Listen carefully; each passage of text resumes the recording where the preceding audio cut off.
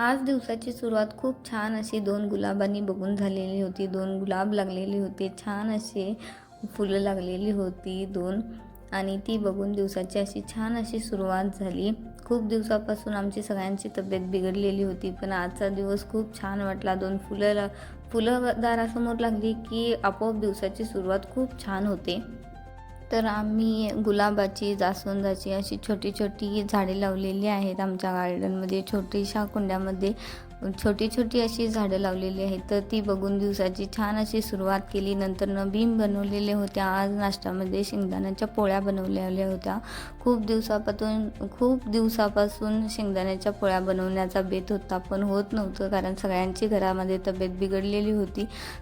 So थोडं change म्हणून आज शेंगदाण्याच्या पोळ्या बनवलेल्या होत्या. रिद्दूना आणि यांना शेंगदाण्याच्या पोळ्या खूप जास्त आवडतात. तर मी आधी शेंगदाणे भाजून घेतले, नंतर गूळ किसून घेतला आणि भाजलेले शेंगदाणे, गूळ आणि थोडीशी वेलची पूड घातली, वेलदोडे घातले थोडेसे आणि त्याचं सारण बनवून घेतलं. आणि जशा आपण पोळ्या बनवतो ना तशा त्यामध्ये सारण भरून थोडं जास्त मी सारण भरते. जास्त सारण भरलं की पोळ्या छान होतात, गोड होतात.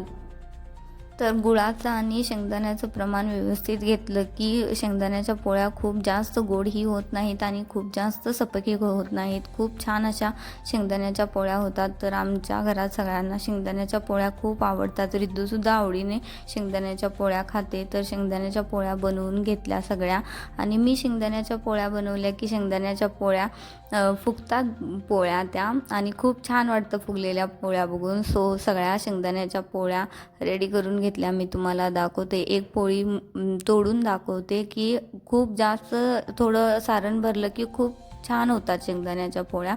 सो तुम्हाला आवडत असेल तर थोडं जास्त सारण घालून नक्की ट्राय करून बघा. मी बनवलेल्या आहेत तशा तुम्हीही नक्की ट्राय करून बघा आणि कशा झाल्यात मला नक्की कमेंट करून सांगा. तर शेंगदाण्याच्या पोळ्या सगळ्या बनवून घेतल्या. रिद्दूला सुद्धा खाण्यासाठी दिल्या.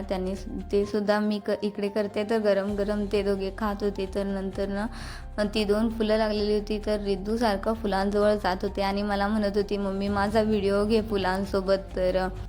तर रिद्दूचा फुलांसोबत थोडा व्हिडिओ घेतला आणि ती दाखवत होती फुलं किती छान लागलेली आहेत. तर मी आजचा मिनी ब्लॉग इथंच एंड करते. तर भेटूया अशाच नव्या उद्याच्या मिनी ब्लॉगमध्ये. Okay, bye.